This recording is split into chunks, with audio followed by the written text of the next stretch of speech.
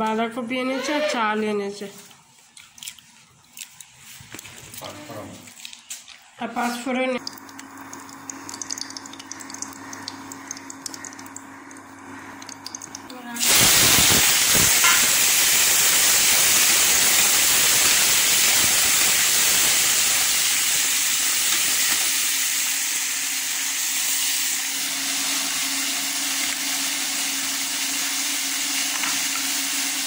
যখন সবজি দিয়ে সকালে জানেন তো আমার হাজব্যান্ড একটু খায় না।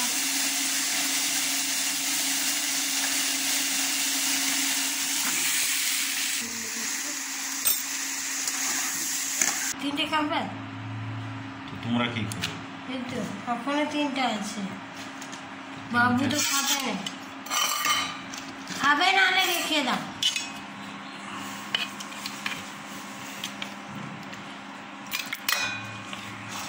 জল খাবারটা খেয়ে নিই, তারপর আবার কি কি কাজ করি আবার দেখাচ্ছি। আজকে সারাদিনের ব্লগ দেখাবো কি কি কাজ করি, ছেলে মেয়ে নিয়ে কাজ করি। ঠিক আছে, এখন ওরা বই পড়ছে, লিখতে দিয়েছে, লিখছে। আর আজকে আর শনিবার তো আজকে অত ক্লাস নেই, চাপও নেই। আর এই ক্লাসটা দুটো ক্লাসই ছিল আজকে, তো শেষ হয়ে গেছে। এবারে ওরা ডেকে নিয়ে আসি, জল খাবার খাইয়ে দিই, তারপরে খেয়ে নিয়ে তারপর আরও কাজ আছে সেসব দেখ। ভালো করে 3-4 বার করে ধুয়ে নেবো, নিয়ে তারপর খিচুড়িটা বসিয়ে দেবো। পরে আবার আপনার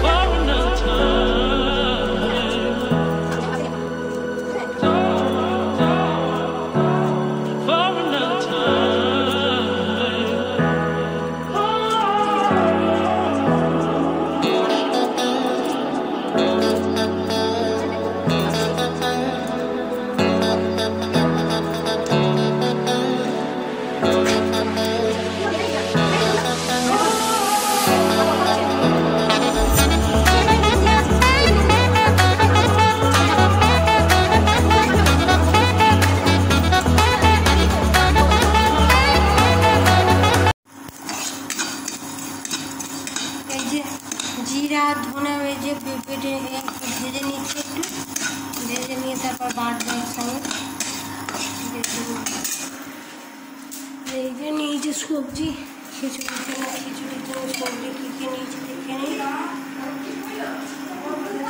কুমড়ো, বিনস, তারপরে হচ্ছে পুঁই শাক, শিম, মটরশুঁটি আর ফুলকপিগুলো এই যে ভাপিয়ে নিয়েছি, নুন দিয়ে পরিষ্কার হয়ে গেছে।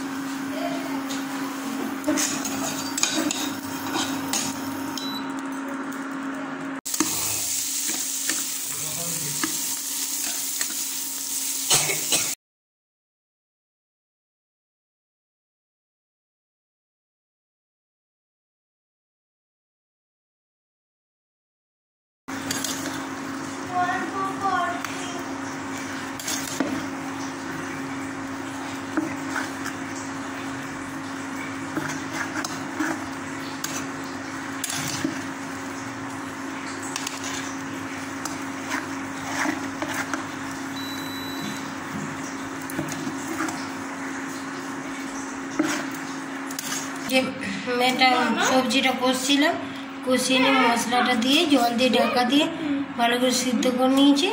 নিয়ে তারপরে খিচুড়ি ডাল সিদ্ধ এসে ডাল চাল সিদ্ধ করে রেখেছিলাম, ওর মধ্যে দিয়ে দিয়েছিলাম, দিয়ে খানিকটা ফুটিয়ে নিয়েছি, দিতেই হয়ে গেছে। আর এই ফুলকপি আলুর তরকারি কম তেল দিয়ে করেছি, বেশি তেল দেয়নি। ফুলকপিটা ভেজে নিয়েছি, এমনি দেখাচ্ছে। আর ওই যে মশলাটা করেছিলাম, জিরা ধনে ভেজে নিয়েছিলাম আদার সঙ্গে, ওই জন্য একটু কালো কালো লাগছে, ভাজা তো ওই জন্য এটা একটু অন্যরকম স্বাদ লাগবে। আর এই যে চাটনি, আর এই যে পাঁপড় ভাজা, এই যে চাটনি দিয়ে খাচ্ছে। হ্যাঁ আর আসছে মুসকি মুসকি। আর চাটনি আর এই পাঁপড় ভাজা হলে খুব খুশি। কেমন লাগছে? ভালো। কেন সবজি খাস না বল? বল আমার বন্ধুদের বল। সবজি খাই না তো।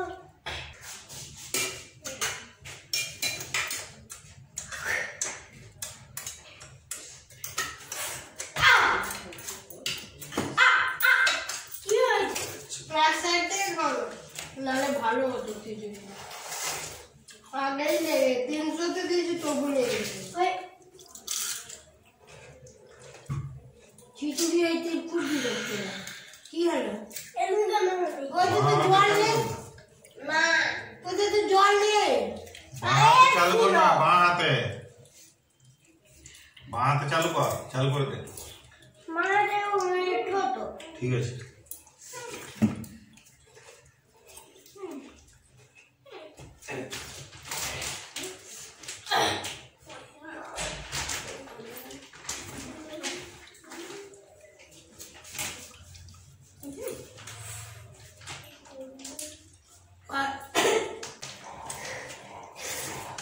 এই যে খাওয়া দাওয়া হয়ে গেছে, আপনাদের সঙ্গে চলে এসেছি একটা আমার জীবনে ঘটে যাওয়া একটা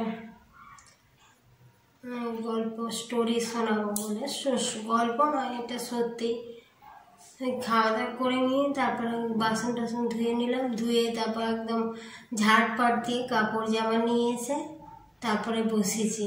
নাহলে সন্ধ্যা হয়ে যায়, তারপর সন্ধ্যার সময় ছেলে মেয়ে পড়াতে হয়, মেয়েটাকে গান শেখাতে হয় একটু, আবার রাতের খাবার আছে, রুটি তরকারি, আমাদের 3 বেলায় খাবার বানাতে হয়।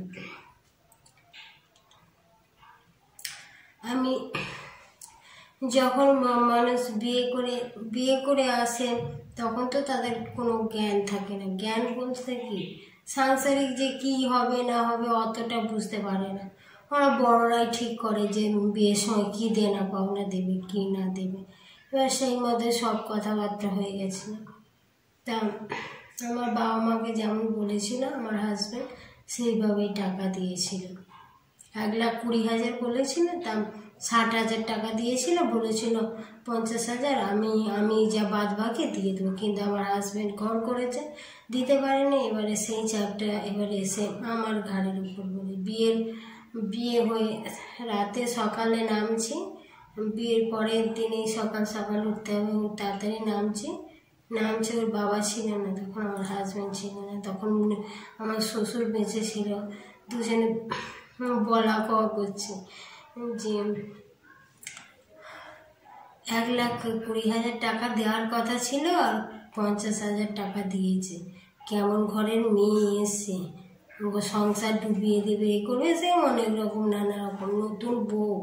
নতুন বউ হয়ে এসছি, আবার ওই রকম কথা শুনতে হচ্ছে। যে তখন ভাবছি যে কি করে সংসার করতে হয়, কি করতে হয় আর জানি না।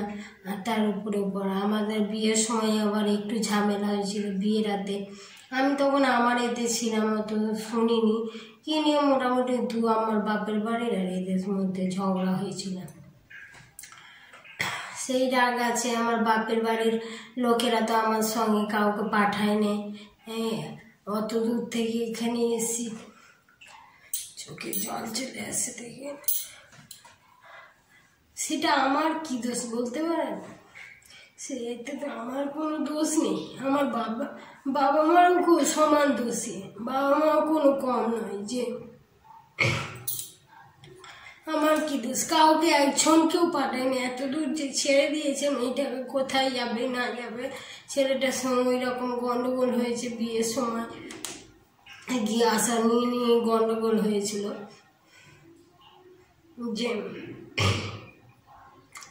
যে আমার ননদের ওই দিন বিয়ে ছিল, যে আমাদের তাড়াতাড়ি ছেড়ে দেন। আর আমাদের বাড়ির লোকেরা বলেছিল না এখন ছাড়বো না, আমাদের অনেক কাজকর্ম আছে, তারপরে হবে। ওই নিয়ে নাকি এক কথা দু কথা কাটাকাটি হয়েছিল। তো এবার আমার বাবা মা আমার সঙ্গে কাউকে পাঠায়নি। আবার এমনকি কোনো যাত্রীতেও সবাই কি বলবো, রিসেপশানে যখন ওই রকম শ্বশুর বাড়িতে তো সবাই বলছে, শুনতে হচ্ছে। আবার রিসেপশানে যখন বসেছি কি বলবো, চোখ দিয়ে মানে ফেটে জল বেরিয়ে আসছে, তবু মানে কাঁদতে আর পারছি না। সবাই আমার ননদের বিয়ে ছিল ওই দিন, আমার মেয়ে বউ ভাত ছিল আর আমার ননদের হচ্ছে বিয়ে ছিল। সবাই আসে, বরযাত্রী আসে সবাই। আর আমাদের বাড়ি থেকে একজন কেউ আসেনি, কারণ গন্ডগোল হয়েছিল ওই যে আসবে না বাবা মেয়ে। তাহলে সেটা বলতে পারে আমার কি সে তাতে আমার কি কোনো হাত আছে? কিন্তু আমার কথা কেউ পাবে না। আমার বাপের বাড়িও ভালো না, বাপের বাড়ি ওই রকম আর শ্বশুর বাড়ি। তারপরেই তো অত্যাচার শুরু। তারপরে আমার ওপর নানা রকম আমার শাশুড়ি টর্চার করতো। আমার স্বামী তখন, তারপরে 1 মাস 2 মাস বিয়ে হয়ে গেছিল। তারপরে মাইথনা, এখানে মাইথনা যে ওখানে এক জায়গায় কাজ করতো। তারপরে আর আমি একাই থাকতাম। তখন আমার ওপর নানা রকম অত্যাচার। ঘর মুছতে গেলে বলতো ঠিকভাবে ঘর মোছা হচ্ছে রে।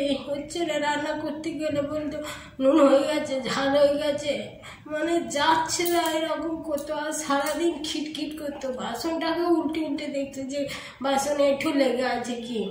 সবসময় নজর রাখতো যে নুনের কোটায় বা ঝালের কোটায় কিছুতে হাত দিচ্ছে কি না, এ করছে কি না, ওই রকম। আর কি গালি দিত, আর সবসময় ছোট লোক যা তা করে গাল দিত। বাপের বাড়ির লোকেরা কোনো কাজ শেখায় নেই, এই করে নি ওই করে নেই, এত অত্যাচার করতো। তারপর যখন বাচ্চা নিয়েছি আমি দেরি করে 2 বছর পরে, তারপরে আমার বাপের বাড়ির লোকেরা আসতো। আমার বাপেরা প্রথম দিকে অনেক দোষ করেছে, অনেকে করেছে, তার জন্য তো আমাকে অনেক কষ্ট সহ্য করতে হয়। আমার বাপের বাড়ির লোকেরাও ওদের সঙ্গে আসলে ঝগড়া করতো। তারা সেইগুলো আমার উপরেই দেখাতো। আমার বাপের বাড়ির লোকেরা শুনতে হতো আমাকে, ওখানে গিয়েও আমাকে শুনতে হতো। আমি বলতাম তোমরাও যদি এমনি করো, প্রথম বলতাম, তাহলে আমি কোথায় যাবো? তারপরে ধীরে ধীরে আমাকেই বোঝাতে হতো। তারা বোঝাবে কি আমাকেই তাদের বোঝাতে হতো। এমন শ্বশুর বাড়ি ওই রকম আর বাপের বাড়িও ওই রকম। উফ, কি যে পরিস্থিতির মধ্যে দিয়ে গেছি কি বলবো। আর ভগবানকে ডাকতাম, ভগবান আমার কপালে কি জীবনে সুখ নেই, এতটুকু সুখ আমি কি দোষ করেছি? চোখের জল থামছে, এতটাই কষ্ট। তারপর ছেলে যখন পেটে এলো তখন বাপের বাড়ি চলে গেছিলাম। এখানের অবস্থা একদম ভালো না। এখানে আমার শাশুড়ি একদম দেখতো না। সেই জল তখন বা ঘরে কল ছিল না, গ্যালেন মাছ ধরতো, এ করতে হতো।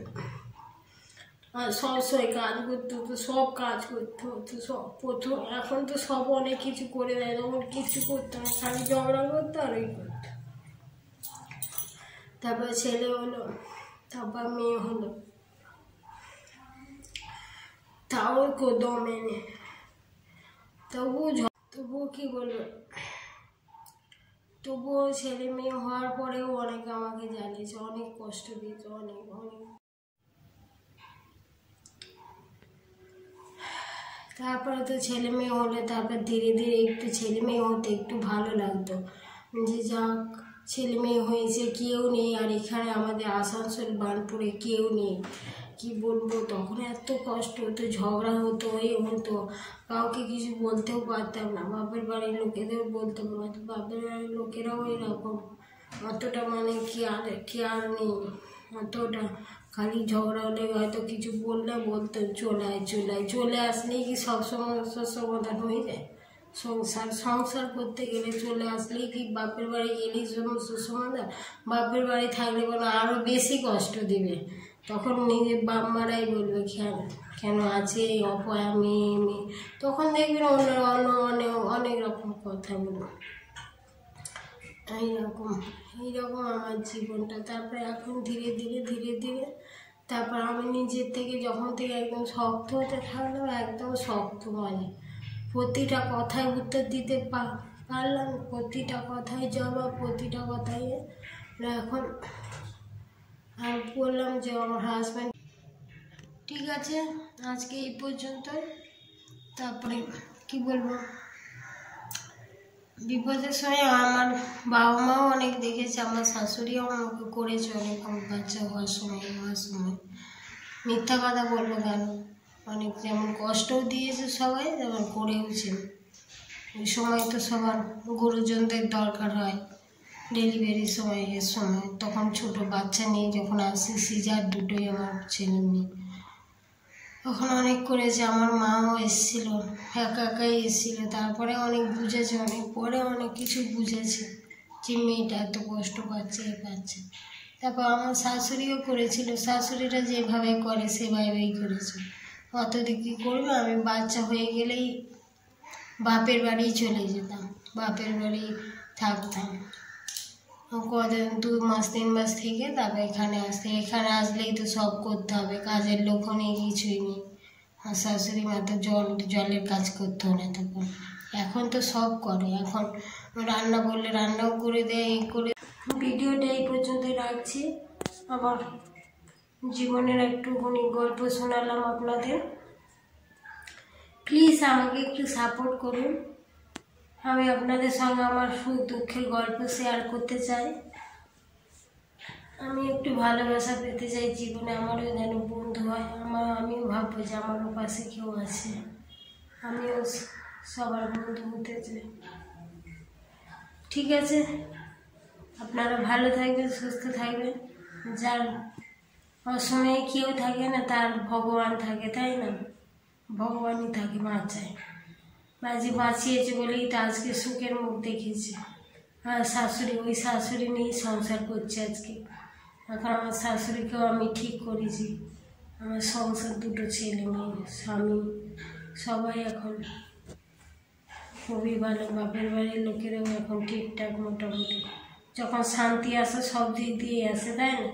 আর যখন দুঃখ আসে সব দিক দিয়েই আসে। নিজেকে ওই সময় মানে কি হিম্মত, মানে মনের জোর হারালে হবে না যে আমি পারবোই, আমি এইগুলো অতিক্রম করতে পারবোই, আমার যতই কষ্ট হোক, দুঃখ হোক। হয়তো এই সময় খুবই কষ্ট হয়, কাছের মানুষদের না পেলে বা কারো সাপোর্ট না পেলে, একমাত্র ভগবানই আছে, ভগবান ছাড়া। ঠিক আছে, এই পর্যন্ত ভিডিওটা রাখছি, বাই। আপনারা ভালো থাকবেন, সুস্থ থাকবেন, বাই।